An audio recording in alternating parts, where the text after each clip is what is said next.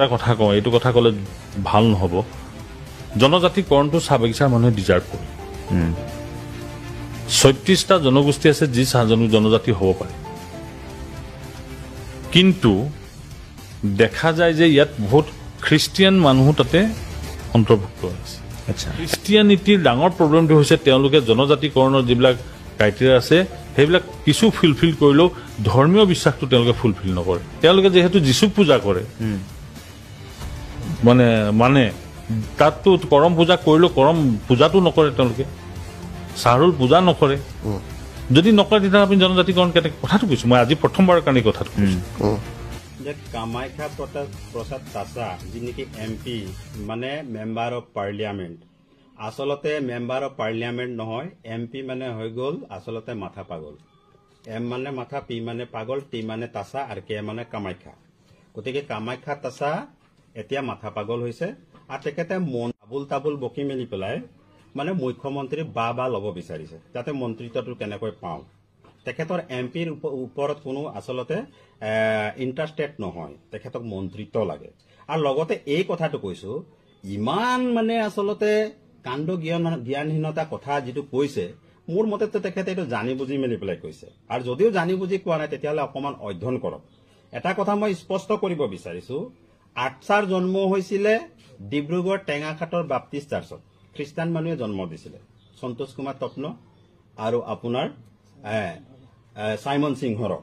গতিকে এই কথাবিলাক তেখেতে নাজানে নে জানে সেইটোতো নাজানো, কিন্তু সেই আটছাক কামাখ্যা প্ৰসাদ তাছাৰ নিচিনা মানুহে আচলতে পৰিচালনা কৰিলে। এটা সময়ত সেই আটছাৰ যোগেদি গৈ মেলি পেলাই আচলতে তেখেতক দেখিবলৈ পাইছো যে MPৰ পদত অধিষ্ঠিত হৈ আছে। কিন্তু এইটো আচলতে হিন্দু আৰু খ্ৰীষ্টানৰ মাজত বিভাজন কৰিবৰ কাৰণে আৰু লগতে যাতে STৰ পৰা আমি বিৰত থাকিব পাৰো সেইটোৰ কাৰণে এই ধৰণৰ আচলতে আবুল তাবুল কথাবিলাক বকিছে। আৰু নাজানো এইটো কাৰ চুতলিপি মতে বকিছে। কামাখ্যা প্ৰসাদ তাছাৰ আচলতে মই জ্ঞাতাৰ্থে এটা কথা জনাব বিচাৰো যে সংবিধানৰ 341 অনুচ্ছেদৰ অধীনত অনুসূচিত জনজাতিৰ মৰ্যাদা প্ৰদান কৰা হয়। এইটো সংবিধানখন তেখেতে ভাল ধৰণে পঢ়ক, তাৰ পাছৰ কথাখিনি মই কৈ দিছো। আৰু ইয়াৰ সংজ্ঞা সাংস্কৃতিক, ভৌগোলিক আৰু সামাজিক বৈশিষ্ট্যৰ ওপৰত ভিত্তি কৰি নিৰ্ধাৰণ কৰা হয়, ধৰ্মৰ ওপৰত নিৰ্ভৰ কৰি নহয়। তেখেতে এই কথাটো জানে নে নাজানে? ভাবে আমি আদিবাসী মানুহ, আমি বুৰ্বক, আমি একো নাজানো, আমি আৰ্টিকল পঢ়া নাই। তেখেতে পঢ়ক, ভাৰতীয় সংবিধানখন ভাল ধৰণে পঢ়ক, জ্ঞান অৰ্জন কৰক। জ্ঞান অৰ্জন কৰি মেলি পেলাই আচলতে এইবিলাক কথা আবুল তাবুল কথা ক'ৰবাত বকিবলগীয়া আচলতে বকক। আমাৰ মাজত আচলতে এইবিলাক কৈ মেলি পেলাই লাভ নাই। এটা কথা আপোনালোকে চাওক যে আজি নাগালেণ্ড, মেঘালয়, মিজোৰাম সকলোতে খ্ৰীষ্টান ধৰ্মৰ লোকসকল আছে। তেওঁলোকে যে ST পাইছে, কেনেকৈ পাইছে? তেওঁলোকেতো খ্ৰীষ্টান ধৰ্মৰ মানুহ হয়, তেওঁলোকেতো পাব নালাগিছিলে। দিয়কচোন তাত গৈ মেলি পেলাই তেখেতে বাইকটো দিয়ক আৰু তেখেতে কথাটো কওক যে আপোনালোকে কিয় পালে বুলি মেলি পেলাই কৈ। যেনেকৈ ৰূপজ্যোতি কৰ্মীক যে নগাই গুলি ফুটাইছিলে আৰু যেনেকৈ বন্ধুক গুলি ফুটাওতে একদম বহুত দূৰৰ পৰা ওপৰতে ব্লেংক ফায়াৰিং কৰোতে কেনেকৈ আচলতে দৌৰি মেলি পেলাই আহিছিলে, তেখেতে তেনেকুৱা দৌৰি মেলি পেলাই আহিবলগীয়া হ'ব। এই এনেকুৱা ধৰণৰ টুলুঙা মন্তব্য কৰি আচলতে জাতিটোৰ মাজত বিভাজনৰ সৃষ্টি কৰিবৰ কাৰণে নালাগে। আমি হিন্দুৱে হওক, খ্ৰীষ্টানে হওক, আমি সকলোৱে মিলি একত্ৰিতভাৱে ভাল ধৰণে আমি আছো, জীৱন নিৰ্বাহ কৰি আছো। আৰু এই STটো আমি পাওঁ অৱস্থাত কিহৰ বিভাজনডাল কৰিবৰ কাৰণে আহিছে? কিহৰ বিভাজনডাল কৰিবলৈ আহিছে? চৰকাৰে কৈ থাকে যে আমি 90% কাম কৰিলো। 90% কাম প্ৰকৃত কথা ক'বলৈ গ'লে তেওঁলোকে কৰা নাই। 90% কাম কিন্তু আমি আদিবাসী জনগোষ্ঠীৰ লোকসকলে কৰিছো, আমি দল সংগঠনে কৰিছো, আশাই কৰিছে, প্ৰদীপ নাগে কৰিছে, জাষ্টিন লাকৰাই কৰিছে, অনান্য যিসকল আমাৰ সংগঠনীয় যিসকল মানে নেতা আছে তেওঁলোকে কৰিছো, আমি যুঁজা কৰি মেলি পেলাই কৰিছো। আৰু অনান্য যিসকল কৰ্মী আছে তেওঁলোকে এইবিলাক কৰিছে।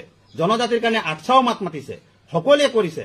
চাইমন সিংহৰ, আমাৰ সন্তোষ কুমাৰ তপ্ন সকলোৰে এটা মনৰ বাঞ্ছা আছিলে যে কেনেকৈ আমি আচলতে STটো পাম। গতিকে ইয়াত আচলতে জাতিটোক অপমান কৰা হৈছে। গতিকে তেখেতক আমি ক্ষমা বিচাৰিবৰ কাৰণে আমি দাবী উত্থাপন কৰিছো আৰু এই কথাটো আমি স্পষ্ট কৰিছো, দুনাই যাতে এনেকুৱা কথা নকয়। কাৰণ ইয়াৰ আগতো তেখেতে এবাৰ এটা কথা কৈ থৈ গৈছিলে। এই কথাটো কৈছিলে তেখেতে যে বোলে আদিবাসী জনগোষ্ঠী বোলে বৈশিষ্ট্য নাই বোলে, তেওঁলোকে কি কয় হেৰি পাবৰ কাৰণে, ST পাবৰ কাৰণে। আৰে কেনেকুৱা নাই? আমাৰ লগত ডিবেটত বহক, আমাৰ লগত আলাপ আলোচনাত বহক, আমি কৈ দিম। আমাৰ ভাষা আছে, কলা সংস্কৃতি আছে, আমাৰ নিজৰ গোটেইখিনি আছে। আমি কেনেকৈ চলিব লাগে, কি কৰিব লাগে, আমাৰ ৰীতি ৰিবাজ কি, আমি গোটেইখিনি জানো। গতিকে তেখেতে আচলতে বিভ্ৰান্তি হৈছে, ভীতিগ্ৰস্ত হৈছে, আৰু মুখ্যমন্ত্ৰীক বা লগাবৰ কাৰণে, মুখ্যমন্ত্ৰীক বা লগাই আচলতে মন্ত্ৰিত্বৰ পদ ল'বৰ কাৰণে এইবিলাক কথা বকি আছে। আৰু এছটিটো কেনেকৈ বন্ধ কৰিব পাৰি, কাৰণ এতিয়াতো এছটিটো দিম বুলি মেলি পেলাই ঘোষণা কৰি দিছে অসমৰ মাননীয় মুখ্যমন্ত্ৰী মহোদয়। এটা তেওঁলোকৰ মাজতে পলিটিক্স চলি আছে, যে এইটো কাৰণে পলিটিক্স চলি আছে যে কেনেকৈ এছটিটো নিদিওঁ, কেনেকৈ আকৌ বিভাজন কৰো, এইটোৱে কৰি আছে। এছটি দিব পৰা তেওঁলোকৰ ক্ষমতাটো নাই। গতিকে আমি বুজি পাইছো, সেইকাৰণে এইবাৰ এইখন চৰকাৰ উচ্ছেদ হ'ব।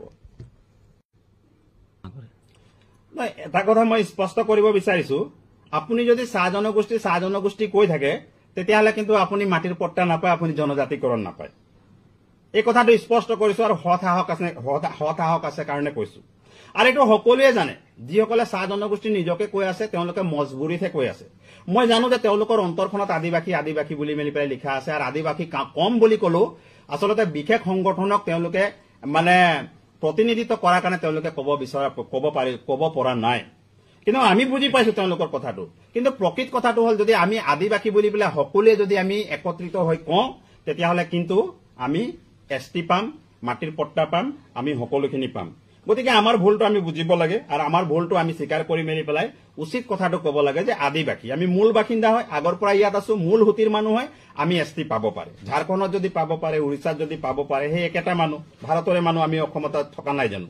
গতিকে সেই একেটা মানুহ কি কাৰণে নাপাব? কাৰণটো কি আছে? ইয়াত কথাটো আছে যে চৰকাৰে আচলতে সংগঠনবিলাকক ডিভাইড এণ্ড ৰুল, বিভক্তকৰণ কৰি থকাৰ কাৰণে আমাৰ মাজত আচলতে এছটিটো পোৱা নাই বা মাটিৰ পট্টা পোৱা নাই। কোনোবা গৈ মেলি পেলাই ক'ব যে আমাক বোলে নহয় ইমানটা জনজাতিকে বোলে এছটি দিব লাগিব, কোনোবা গৈ ক'ব বোলে ইমানটা জনজাতিকে বোলে এছটি দিব লাগিব। আমি যদি সকলোৱে বহি মেলি পেলাই এক ইচ্ছাৰে এক মনেৰে আমি যদি গোটেইবিলাককে বিচাৰো যে আমাক এইবিলাকক গোটেইখিনিক আচলতে জনজাতিকৰণ দিব লাগে, তেতিয়াহ'লে ডেফিনেটলি দিব। কাৰণ এইটোৰ কাৰণে দিব, যিহেতু আমি সংখ্যাগৰিষ্ঠতা, আদিবাসীৰ সংখ্যাগৰিষ্ঠতা আছে, সংখ্যাগৰিষ্ঠতা যিহেতু আছে, আৰু আদিবাসীৰ অবিহনে কংগ্ৰেছ, বিজেপি, এজিপি বা অন্যান্য যিকোনো ৰাজনৈতিক দলক তেওঁলোকে চৰকাৰ গঠন কৰিব নোৱাৰে। যদি আমি একত্ৰিত হৈ যাওঁ, তেতিয়া কিন্তু আমাক এছটিকৰণ দিবৰ কাৰণে, মাটিৰ পট্টা দিবৰ কাৰণে তেওঁলোকে বাধ্যত পৰিব। এতিয়া আটাইতকৈ ডাঙৰ প্ৰব্লেমটো হৈছে যে আমাৰ মাজত বিভাজন কৰি থকা মানুহবিলাক কোন হয়, মন্ত্ৰী এমএলএ বিলাক কোন হয়, সেইবিলাককে আমি আচলতে বিচাৰি আছো। ফৰ এক্সাম্পল, এজনটো ওলালে কামাখ্যা প্ৰসাদ তাছা, তেখেতটো ওলালে, তেখেতে এতিয়া বিভাজনৰ কথা সৃষ্টি কৰিলে, তেখেতে হাই কাষ্টৰ কাৰণে এই কথাটো কৈ আছে, তেখেতে জাতিৰ কাৰণে চিন্তা নকৰে, দেশৰ কাৰণে ডেফিনেটলি জাতিৰ কাৰণে চিন্তা নকৰে। কেনেকৈ প্ৰতিনিধিত্ব কৰিলে মইতো বুজি পোৱা নাই, ৰাইজক কেনেকৈ প্ৰতিনিধিত্ব কৰি মেলি পেলাই এমপি হৈছে বুজি পোৱা নাই। আমি তেখেতৰ দৰে এজন মানে মানুহৰ পৰা এনেকুৱা ধৰণৰ তুলুঙা মন্তব্য আমি কেতিয়াও বিচৰা নাছিলো, বা এনেকুৱা তুলুঙা মন্তব্য দিব বুলি মেলি পেলাই আমি কেতিয়াও ভবা নাছিলো। তেখেতে আচলতে জাতিটোক কোনফালে নিবলৈ হেৰি কৰিছে, কোনটো হতিত নিবলৈ আচলতে বিচাৰিছে। ইয়াৰ পৰা এটা কথা স্পষ্ট হৈছে যে তেখেতে নিজৰ ব্যক্তিগত স্বাৰ্থৰ কাৰণে এমপি কৰি আছে, আৰু এতিয়া মন্ত্ৰিত্ব ল'বৰ কাৰণে তেখেতে আচলতে মুখ্যমন্ত্ৰীৰ পৰা বা ল'বৰ কাৰণে এইখিনি কথা কৈ আছে। এইটো কথাটো স্পষ্ট। যেতিয়া আন্দোলন কৰে, সকলোৱে আন্দোলন কৰিছে, কোনে নাই কৰা? আপুনি চাওক, ৰূপেশ গোৱালা কৰিছে, তেৰছ গোৱালা কৰিছে, সঞ্জয় কিষাণে কৰিছে। এটা আচলতে আদিবাসী জনগোষ্ঠীয় দল সংগঠনক বা ট্ৰেড ইউনিয়নক প্ৰতিনিধিত্ব কৰি তেওঁলোকে আচলতে শাসনৰ গাড়ীত বহিছে। কিন্তু চাব, পিছফালে যেতিয়া নেকি আন্দোলন যেতিয়া কৰে, পিছফালে আপোনালোকে চাব হাজাৰ হাজাৰ মানুহ থাকে। ইনকলাব জিন্দাবাদ, আদিবাসী জনগোষ্ঠীক 351 টকা মজুৰি বৃদ্ধি কৰিব লাগিবই, মাটিৰ পট্টা দিব লাগিবই, চাহ শ্ৰমিকৰ আইন সংশোধন কৰিব লাগিব, নো এছটি নো ৰেছ, এইবিলাকে ক'ব। আৰু এইবিলাক কৈ মেলি পেলাই পিছফালৰ মানুহবিলাকক আচলতে বুৰ্বক বনাই লোহাৰ টুপিটো পিন্ধাই মেলি পেলাই আচলতে তেওঁলোকে সেই চিটত গৈ মেলি পেলাই আচলতে বহিছে। কিন্তু তেওঁলোকে যি উদ্দেশ্যত গ'ল, বা মানুহবিলাকে যি উদ্দেশ্যত আচলতে পঠিয়ালে যে সদনত গৈ মেলি পেলাই তেওঁলোকে মাত মাতিব, ক'তডাল মাত মাতিব পাৰিব? তেওঁলোকেতো মাত নামাতে। অলপ দিনত দেখিলে নাই যে অসমৰ মাননীয় মুখ্যমন্ত্ৰী ৰূপেশ গোৱালাক কৈ দিলে, শ্ৰম মন্ত্ৰীক, যে মই যদি মজুৰিটো বৃদ্ধি কৰি দিওঁ, ৰূপেশ গোৱালাৰে কমপ্লেইন থাকিব। ইয়াতকে আৰু হেৰি কথা, তেখেতে কিন্তু একদম মানে কি হ'ল আচলতে মানে একদম কি কলে, মুখ্যমন্ত্ৰীৰ মনৰ কথাটো কলে। মুখ্যমন্ত্ৰী আচলতে যেতিয়া এইটো কথাটো কলে, তেখেতে একদম মানে কি কম আৰু, নিভুকা কুকুৰ বুলি কৈছো। পাৰিলে বজাব আপোনালোকে, নোৱাৰিলে কাটি দিব, কিন্তু নিভুকা কুকুৰ বুলি কৈছো। সদনত বহি থাকিলে ইমান মন্ত্ৰী এমএলএ আমাৰ আছিলে তাত আদিবাসী জনগোষ্ঠীৰ, কোনেও কিন্তু মাত নামাতিলে, কোনেও নকলে। তাৰ মানে কি, তেওঁলোকে প্ৰতিনিধিত্ব কৰি গ'ল ৰাইজক, আদিবাসী জনগোষ্ঠীক, চাহ শ্ৰমিকক আচলতে তেওঁলোকে মিছা প্ৰলোভন, মিছা প্ৰতিশ্ৰুতি দি মেলি পেলাই গ'ল নে নাই? এতিয়া তেওঁলোকৰ মুখত ওলাই নেকি যে এছটি দিব লাগে? মাটিৰ পট্টা দিব লাগে, জনজাতিকৰণ দিব লাগে, বা কিবা এইটো কি কয় শ্ৰমিক আইনখন সংশোধন কৰিব লাগে, মজুৰি বৃদ্ধি কৰিব লাগে, কয় নেকি? তেওঁলোকে এতিয়া নকয়, কাৰণ এতিয়া তেওঁলোকৰ জেগাত পাই গ'ল। এতিয়া এটা মন্ত্ৰীয়ে শ্ৰমিকৰ নামত অহা টকাবিলাক তেওঁলোকে আচলতে হৰণ লুকিয়ে কৰিছে, আত্মহাতে কৰিছে, আৰু তেওঁলোকে আচলতে আমাৰ জাতিয়ে আমাৰ জাতিটোৰ উঠি অহা নৱপ্ৰজন্মক ল'ৰা ছোৱালীক কেতিয়াও আচলতে শিক্ষিত হ'ব নিদিয়ে। মানে ঘূৰি পকি গোজ টু টি গাৰ্ডেন, মানে বগানৰ নালা চাফা কৰিবলৈ যাবই লাগিব, সেই কথাটো আচলতে কৰি থৈছে। কাৰণ আমাৰ ল'ৰা ছোৱালী পঢ়া শুনা কৰিলে ডেফিনেটলি যেতিয়া বাগানক যেতিয়া প্ৰতিনিধিত্ব কৰিবলৈ ল'ব, ভাল ভাল চাকৰি যেতিয়া পাব, তো তেওঁলোকৰতো চেণ্টিমেণ্টত লাগিব না, তেওঁলোকেতো কেতিয়াও নিবিচাৰে। কিন্তু তেওঁলোকৰ ল'ৰা ছোৱালী চাওকচোন, ইংলেণ্ডত পঢ়ি আছে, ব্ৰিটেইনত পঢ়ি আছে, আমেৰিকাত পঢ়ি আছে, অন্যান্য জেগাত পঢ়ি আছে, ডক্টৰ কৰি আছে, আমুক কৰি আছে। অকল তেওঁলোকৰ নিজৰ কথাই যে চিন্তা কৰে, এই কথাটো কিন্তু স্পষ্ট হৈ গৈছে। আৰু বাকী আমাৰ জাতিটো কিন্তু এলাগি কৰি মেলি পেলাই তেওঁলোকে কিন্তু গুচি গ'ল, এই কথাটো একদম স্পষ্ট হৈ গৈছে।